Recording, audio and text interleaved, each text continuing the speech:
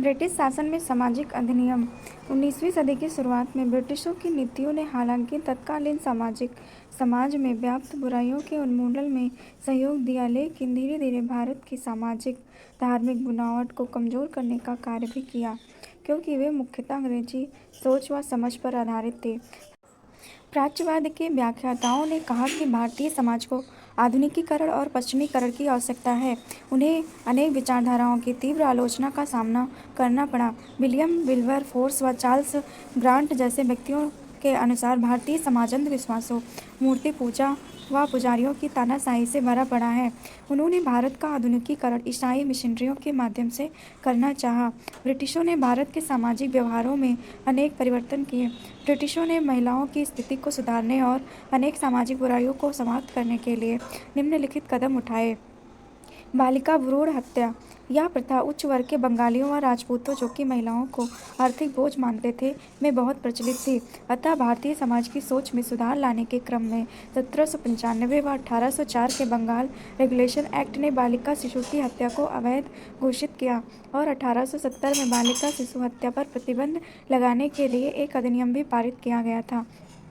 इस अधिनियम के द्वारा माता पिता द्वारा सभी बच्चों के जन्म का पंजीकरण कराना अनिवार्य बना दिया गया और बालिका शिशु के संदर्भ में जन्म के बाद के कुछ वर्षों तक भी निगरानी रखने की व्यवस्था थी। इसे वैसे क्षेत्रों में विशेष रूप से लागू किया गया जहां यह प्रथा अधिक प्रचलन में थी।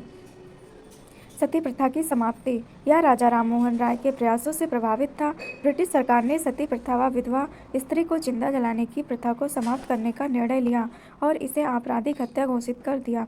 1829 का सती प्रथा उन्मूलन कानून पहले बंगाल तक सीमित था, लेकिन 1830 में उसे कुछ संशोधनों के साथ मद्रास व बम्बई प्रेसिडेंसियों में भी लागू कर दिया गया।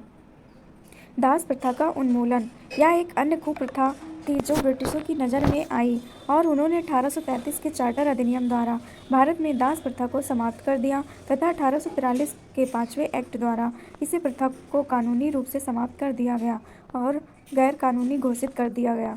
विधवा पुनर्विवाह। ब्रह्म समाज ने इसे सर्वाधिक महत्व प्रदान किया और लोगों को ध्यान इस ओर आकर्षित किया। विधवा पुनर्विवाह को प्रोत्साहित करने के लिए अनेक महिला कॉलेज, विश्वविद्यालय संगठनों की स्थापना की गई और वैदिक युग से विधवा पुनर्विवाह के पक्ष में प्रमाण जुटाए गए। बाल विवाह पर रोक। 1872 का native marriage act, civil marriage act, इसे रोकने के उद्देश्य से ही लाया गया था, लेकिन वह अधिक प्रभावी नहीं रहा क्योंकि वह हिंदू, मुस्लिम व अन्य कई धर्मों पर लागू नहीं होता था। 1891 ईस्वी में DM मालाबारी के प्रयासों से एज ऑफ कंसेंट एक्ट पारित किया गया और 12 वर्ष से कम उम्र की लड़की के विवाह पर रोक लगा दी गई। अंततः स्वतंत्रता के बाद बाल विवाह निरोध संशोधन अधिनियम द्वारा इसमें बदलाव किया गया और विवाह की आयु लड़की के लिए 18 वर्ष व लड़के के लिए 21 वर्ष निर्धारित कर दी गई।